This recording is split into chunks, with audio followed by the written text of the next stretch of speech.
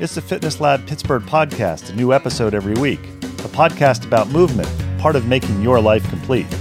Fitness Lab Pittsburgh, aka FitLabPGH, brings you interviews with people in the Pittsburgh area who understand movement is part of what makes life complete. Looking for a new movement idea or just want to hear interesting stories about people who make movement a priority?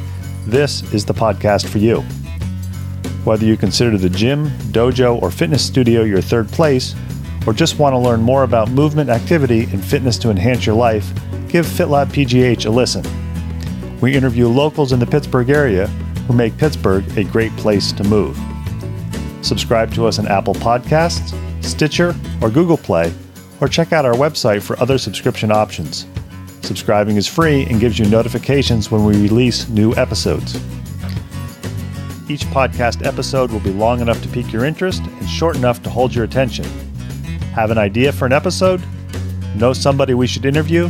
Or just want to connect with us? Drop us an email, fitlabpgh@gmail.com, or follow us on Twitter or Instagram at FITLABPGH. Already a fan of FitLabPGH? Check out our sister podcast, Moving to Live. Moving to Live is a podcast for movement professionals and amateur aficionados. Moving to Live offers weekly interviews with movement professionals featuring topics from career development to coaching tips and education resources to advice for parents of student athletes. We look forward to hearing from you, and we hope you enjoy our next interview, starting now.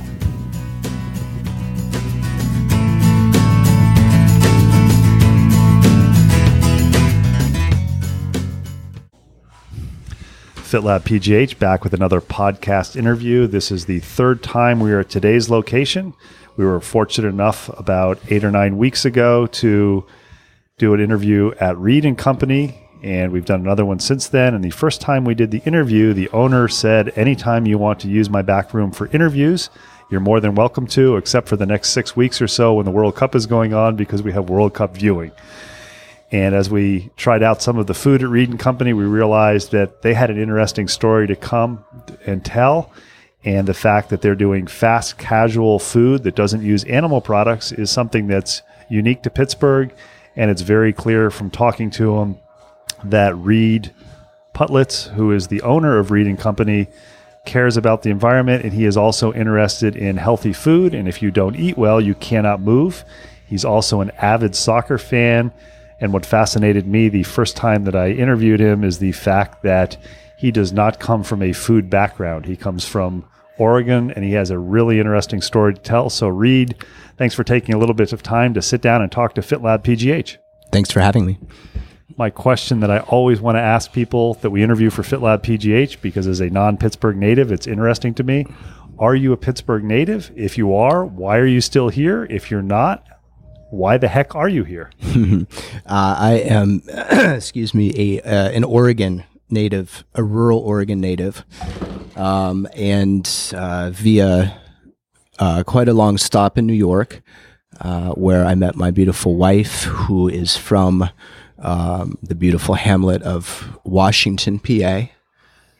And so here we are. It's quite a long story. And I think what's interesting is you are not from a food background. What was your background and what did you do that brought you from Oregon to New York City? Well, the 5-minute version of it would be that I was first interested in advertising, and I was very lucky to have an internship at a spot called Wieden & Kennedy in Portland. And that was very early in their internship program. And we were essentially just turned loose on campaigns, for better or for worse. And it was a really incredible experience. But I didn't really love it. I wasn't passionate about creating advertising to sell other people's things. And around the corner was a spot called Powell's Books, which I still love. And the Pearl Room, art and photography room, my favorite spot. And so I had seen an advertisement for a company called Marc Jacobs, And it's a very different advertisement because it was shot in the Pearl Room, which is right around the corner from me in Oregon, from this New York brand. And it also featured Stephen Malkmus, a musician, and he was somebody from Portland, and I thought that was pretty interesting. I never seen a fashion ad that really grabbed me before, and I got the chance to visit New York. I felt like I needed to move to New York, and so I did. I sold everything I owned, and I moved to New York. I thought I'd get a job at this Marc Jacobs place. And so I walked into the store and was extremely intimidated. So I was fortunate enough to get a job with Adidas at the first Adidas Originals store in Soho. And my boss there, who was from Oregon originally, his girlfriend worked for a company called Marc Jacobs. So about 6 months into my job there, I came to have a chat about the fact that Marc Jacobs, this small little fashion company, needed somebody to do things and stuff as they were described. And so I got a chance to meet Robert Duffy. It's Mark's partner, business partner, and company co-founder. And so one thing led to another with that. But yeah, I was able to end up working for that company. And when you were going to school for advertising, did you ever think you would end up in New York with advertising? I would imagine you didn't imagine you'd end up in Pittsburgh eventually. Absolutely not. Until I went to New York the first time. I had never been off the West Coast. I had never been farther east, I think, than Utah.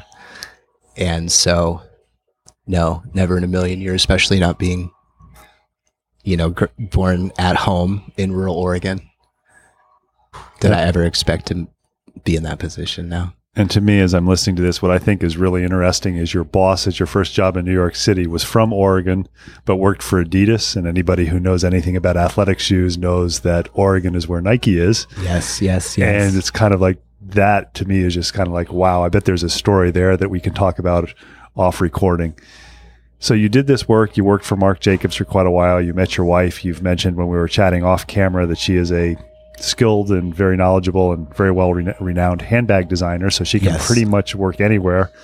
As anybody who's spent any time in New York City or knows people who have lived there, unless you have lots and lots and lots and lots and lots of money with numerous lots, you end up probably leaving eventually because you get priced out. And it sounds like from talking off camera with quality of life and having a child, it's like, okay, we need to go someplace else. And I know some people who would be involved in advertising or other businesses like that would look for other smaller cities to make their niche. And you did like a complete 180 and came to Pittsburgh and started a fast casual restaurant. I want to talk about a little bit about that in a few minutes. But first, what I want to find out, what I think is really interesting about people that we interview for FitLab Pittsburgh, clearly you're a passionate soccer fan. You've also put down in the little questionnaire that we have people fill out so I don't sound like an idiot, the fact that you also enjoy biking. And what I found with people that we interview for FitLab Pittsburgh is some people are active growing up and some people find activity when they become adults and realize either something's missing or, holy cow, I've gained a lot of weight. I need to start watching what I eat and moving. So growing up, were you an active kid in rural Oregon or were you somebody who was playing the video games all the time? I was an overactive kid with a lot of room to run and roam and trees to climb and trees to jump out of. And I was extremely hyperactive and, was always trying to find ways to, burn off that energy. And early on, running. But then quickly, along with that, soccer and cycling. were very important parts of my life. And growing up, was your family, if you have brothers and sisters, were they active? If you have parents, were they active? Because it's kind of the nature versus nurture. Some parents are active and some parents are just get out of the house and be active and come back at dinner time. Well, so I'm an only child, and my parents are very active. They're workers, and so they don't necessarily separate, those parts of life. When growing up on an organic family, farm, big farm, well, not a big farm, but a few acres of garden. My mother now, she's a florist, she does weddings, gardener, and she still grows a great number of her own flowers and works extensively in her garden and walks every day and does her stretches and is in the best shape of any almost 70-year-old I know. And for anybody who's had an extensive garden or a farm, spending 4 or 5 hours weeding or planting flowers or doing other things counts as a workout, even though it isn't an official, according to Garmin or other GPS watches. It's a workout. Oh, yeah. It's a serious workout. And I'm also curious, is this your activity, whether it's divided or not, when you were going to school and working in Portland and working in New York City, did you maintain some sort of activity? Because I know when you're in a big city, sometimes it's difficult because you may not have all the toys or the tools that you would have when you live in a rural area. I was able to be very active in New York, and that was, primarily by not having a car. And commuting on bike, learning, the ins and outs of the city in Brooklyn via bike. And so this is actually the first time in quite some time that I get in a car daily and not on my bike. I'm curious, when you worked at Marc Jacobs and you commuted by bike, were you looked at as one of the strange guys, or were there a number of people who commuted by bike? There was definitely, a fair amount of bikes in the office, and there's also a lot of strange people there, so I wasn't even close to the strangers. So you make the decision after 10 plus years in New York City with your wife and a new child that, okay, we're going to move someplace else. And you had mentioned earlier that your wife is from Pittsburgh. Mm-hmm. Tell us what exactly, if somebody sees you with a Reed & Company t-shirt on or a hat or a bag or something, what is Reed & Company? Because not everybody in Pittsburgh comes to Lawrenceville. Sure. Just to back up one bit, I'd done quite a number of different things at Marc Jacobs, but the primary one was product design. And so as the design director for special projects and collaborations there, I was doing lots of different projects with a lot of different people.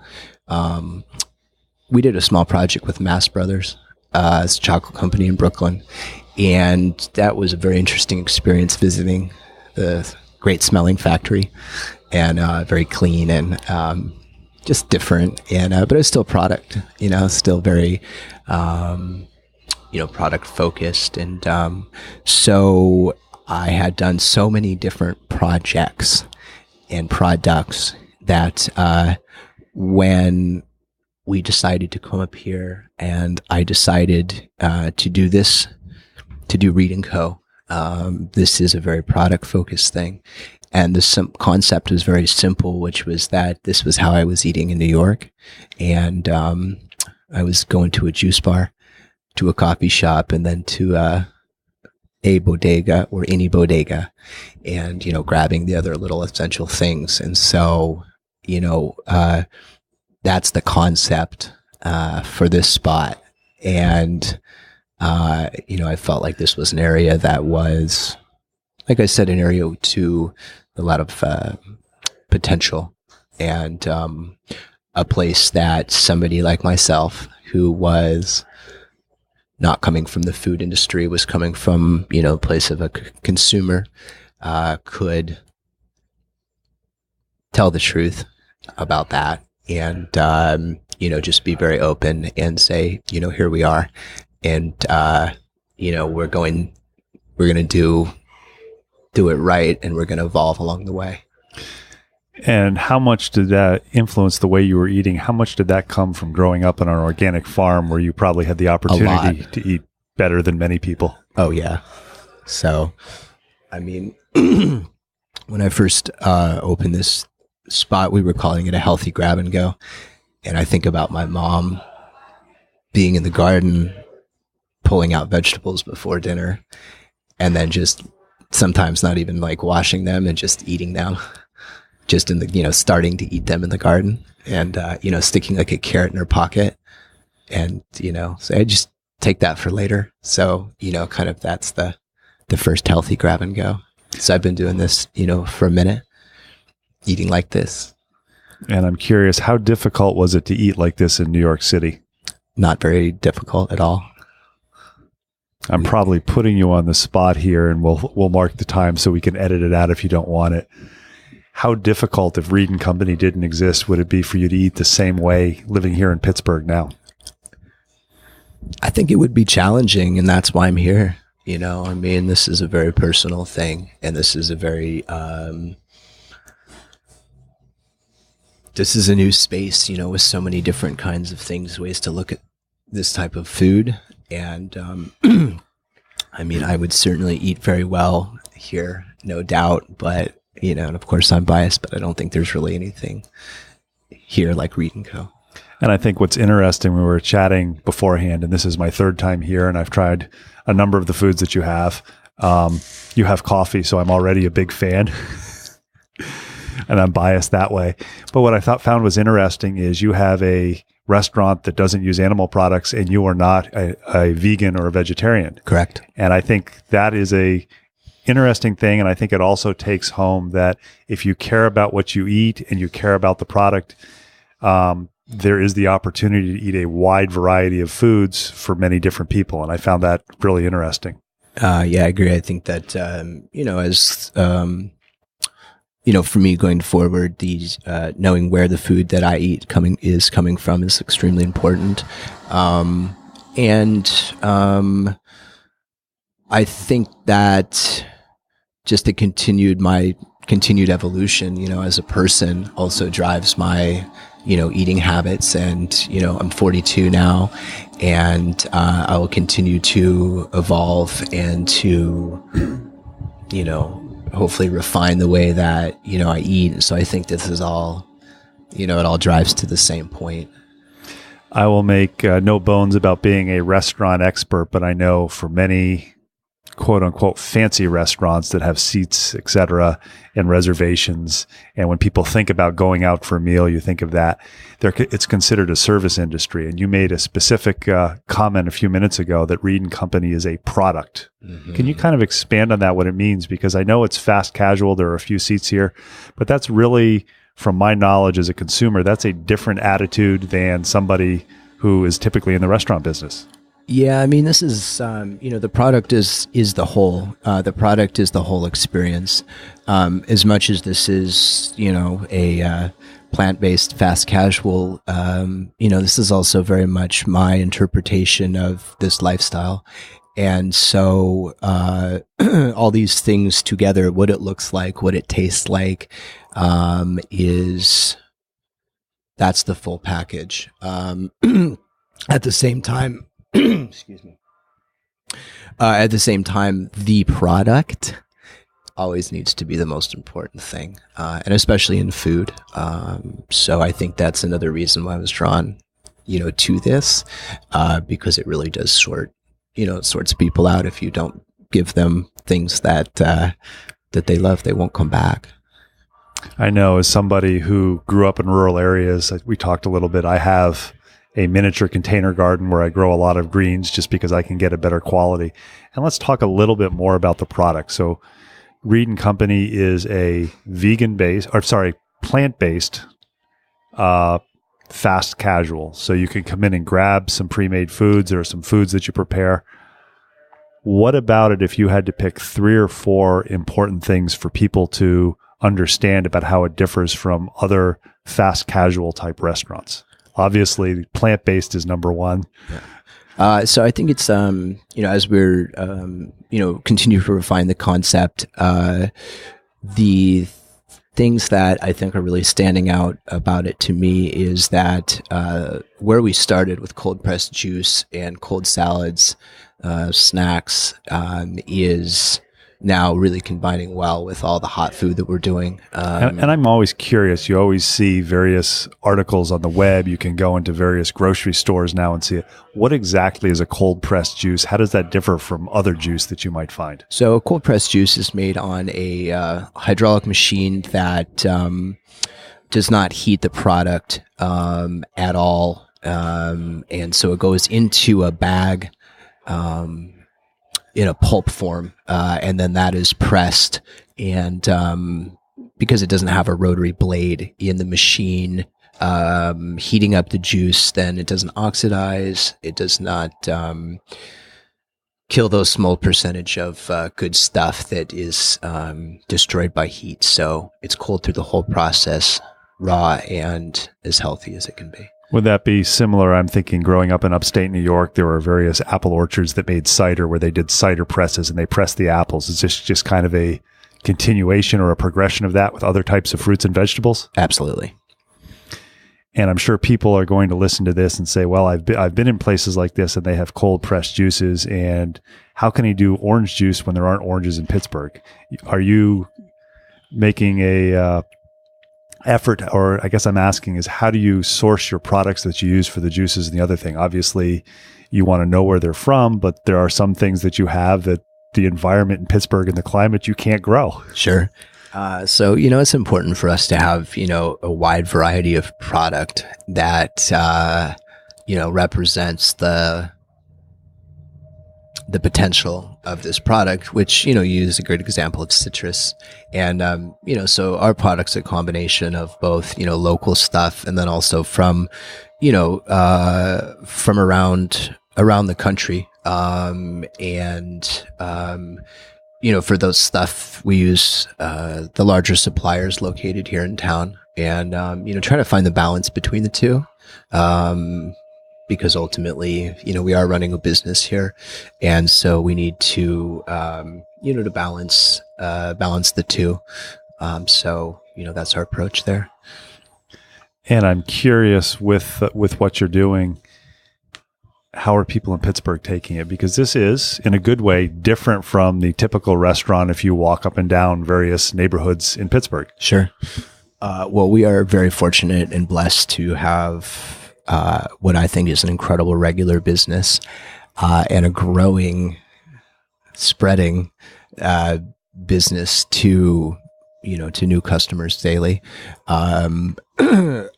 I love this neighborhood, and I wanted to first build this business from the neighborhood, and so we have done many things to start. Very small here, and to, grow the circle in a way that is, feels good to us, feels good as we evolve and grow. And, so, like I said, we are listening a lot of feedback from customers, and, at this point, it feels like it's after almost 2 years, we're starting to get more comfortable putting out into the world marketing and advertising that has taken time to refine, as we've learned. We're talking to Reed, the owner of Reed & Company. What are the hours that Reed & Company is open? So we're open from 10 to 6 daily, except for Monday, 12 to 6. And on Tuesdays, we stay open a little bit later for our CSA pickups from 2 local farms, Who Cooks For You and Tiny Seed. And I'm curious, everything that somebody would come here to purchase, do you make yourself? Yeah, we make everything here except the Impossible Burger. So all the dressings, all the salads, all the juices, nut milks, everything but that Impossible Burger. And people who maybe are not familiar with plant-based diets may not know what the Impossible Burger is. Could you talk a little bit about that? Yeah, sure. So a plant-based burger that is kind of a game changer, I think, in this industry. Realistic burger vibes, smells like, tastes like, looks like meat, and but it's completely plant-based. So that's been a lot of fun. And it really does introduce us to a whole new customer that has never looked at a product like that. And it's been a lot of fun. It's been pretty incredible for a customer to eat a vegan, 100% vegan cheeseburger.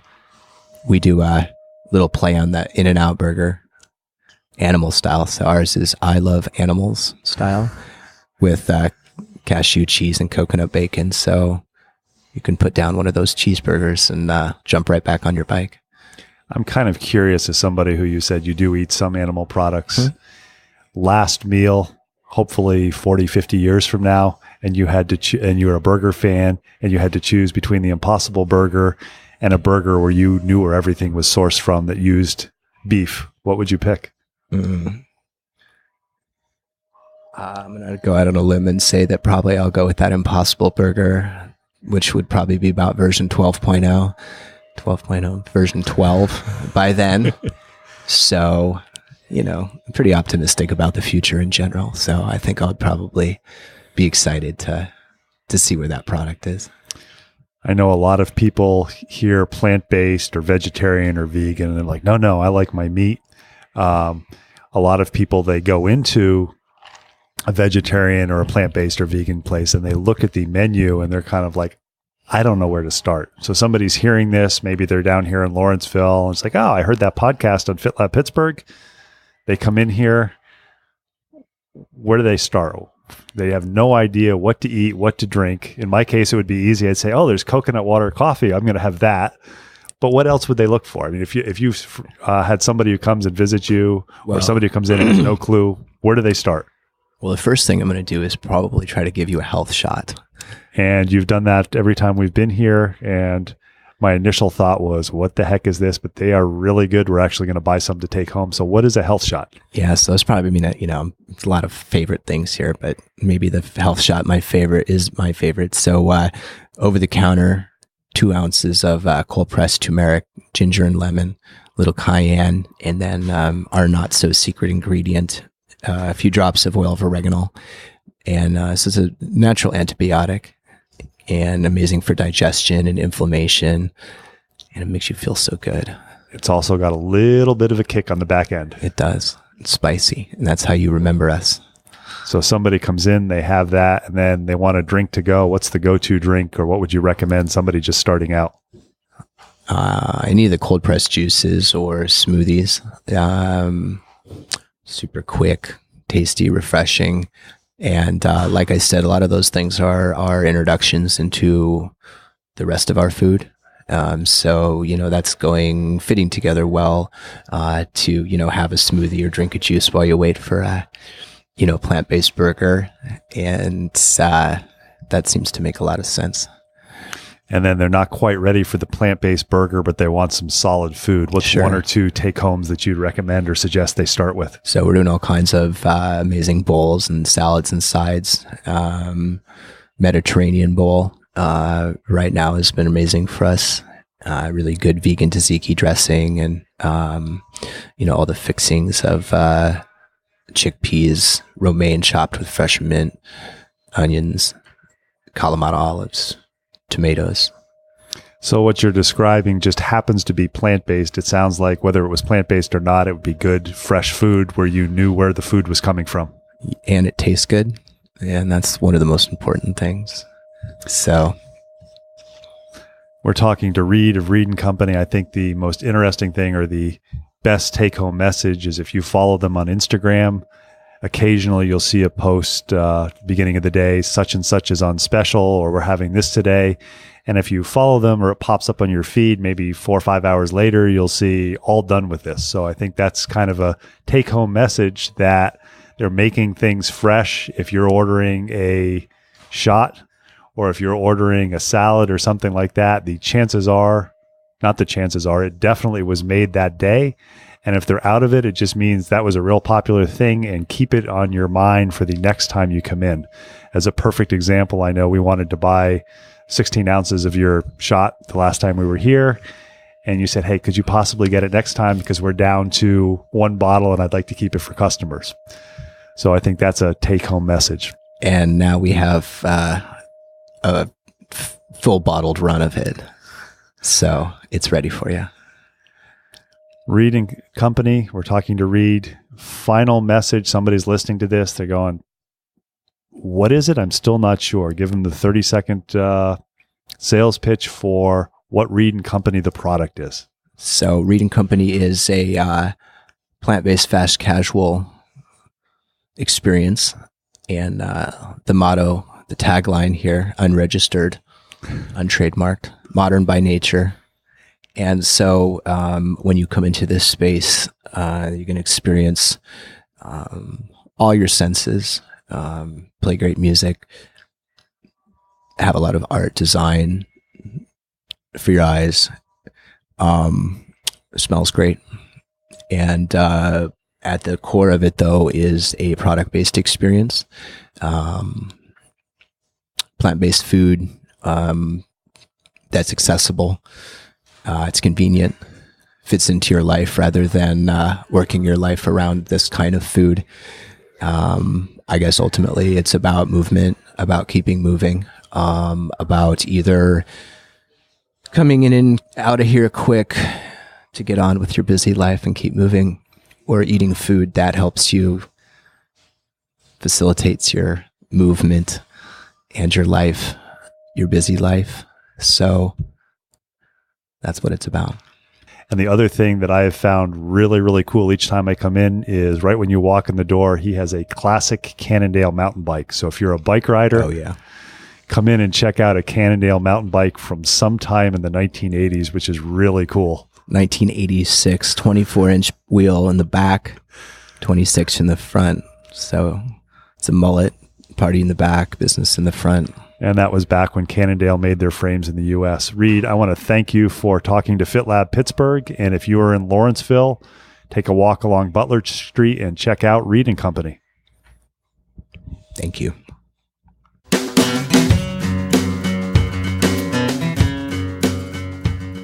Thanks for listening to the latest episode of FitLabPGH, brought to you by Moving to Live. Intro and exit music is Marathon Man by Jason Shaw. Check out the show notes for contact info for our latest guests, links to other information mentioned in the episode, and links to our sister podcast, Moving to Live. Moving to Live is a podcast about movement and exercise for professionals and amateur aficionados. Moving to Live offers topics from career development to coaching tips and education resources to advice for parents of student athletes. You can subscribe to us on Apple Podcasts, Stitcher, or Google Play, or check out our website for other subscription options. Your free subscription gets you notified when we release a new episode. Questions, comments, suggestions? Email us at fitlabpgh@gmail.com or follow us on Twitter and Instagram at fitlabpgh and like us on Facebook.